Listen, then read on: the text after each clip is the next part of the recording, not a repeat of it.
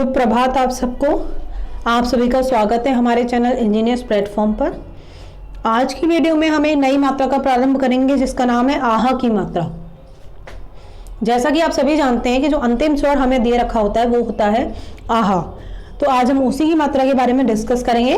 तो चलिए स्टार्ट करते हैं। मात्रा को याद करने के लिए या समझने के लिए सबसे पहले हमें यह जानना जरूरी होता है कि वो मात्रा दिखने में कैसी लगती है। ठीक है, तो यहाँ चैप्टर का जो पाठ का नाम है वो मैंने लिख रखा है शनैः शनैः याद करो। तो इसमें जो शनैः शनैः शब्द है उसमें जो दो अक्षर के बाद में यानी वर्ण के बाद में जो दो बिंदु लगे हैं वही आहा की मात्रा है। तो यहाँ क्या लिखा है, हम इसका जो हम जब भी हम इसे बोलेंगे तो हम किस तरीके से बोलेंगे, हम इसे बोलेंगे आहा, हम इसे बोलेंगे आहा। जैसे कि प्रातः, तो जो दो डॉट हैं, ये दो बिंदु हैं, इनका अर्थ है आहा। जैसे कि यहाँ लिखा है शनैः शनैः। समझ पा रहे हैं आप? आगे देखते हैं इसी तरीके से। देखिए पाठ कुछ इस तरह से है कि प्रातः काल 6 बजे उठना चाहिए। प्रातः काल, यहाँ पे जो लाल रंग के बिंदुओं से जो मात्राएं दिखाई गई हैं वो आहा की ही मात्राएं हैं। इन्हें बोलते समय में ध्यान देना है कि इनका उच्चारण हम बिल्कुल क्लियर करें, बिल्कुल साफ तरीके से हम इनका उच्चारण करें, तभी मात्रा का जो असली सेंस है, जो असली उसका मीनिंग है वो निकल कर आएगा।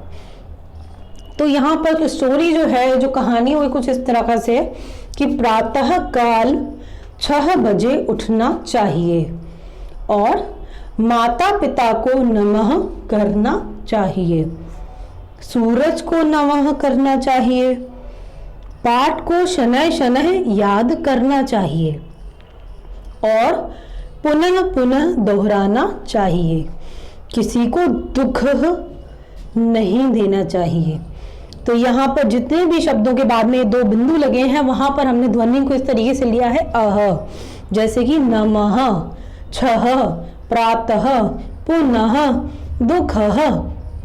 तो इस तरीके से ये इसकी प्रॉपर साउंड है।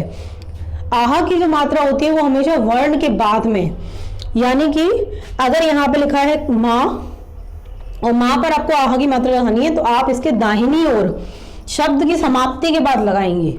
ठीक है, दाहिनी ओर लगाएंगे। हर मात्रा का अपना अपना एक स्थान होता है। इसी तरह आहा की मात्रा का स्थान जो होता है वो वर्ण के बाद होता है।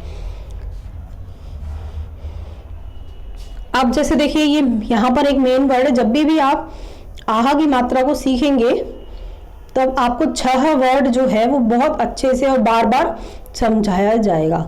6 मतलब 6, 1 2 3 4 5 6 यानी 6। ठीक है, छा के ऊपर, छा के बाद 2 डॉट आपको प्लेस करने हैं। एक्सरसाइज का एक पार्ट है जिसमें ये बोला गया है कि पढ़ो और बोलो, यानी आपको पढ़ना है।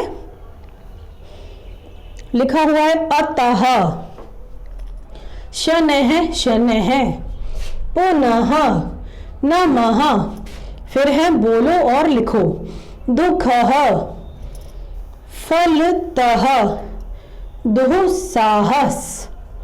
मिलाकर लिखना है। दा लिखा है, ऊ की मात्रा लगी है, फिर आहा की मात्रा है, दुःखः। ठीक है, इसी तरीके से पुनः।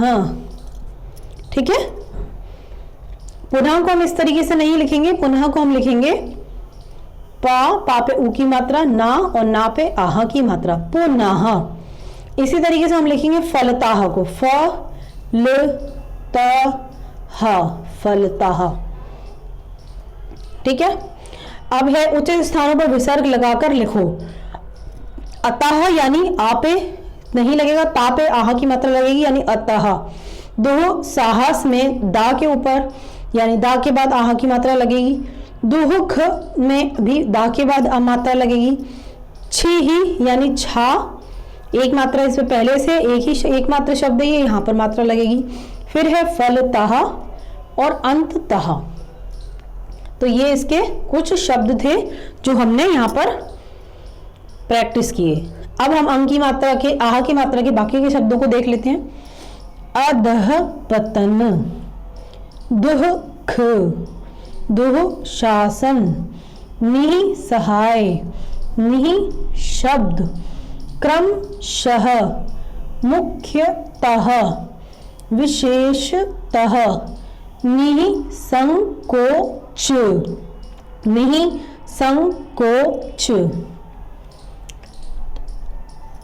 पूरी उम्मीद है, मुझे पूरा विश्वास है कि आपको मात्रा जो है वो अच्छे से समझ में आई होगी।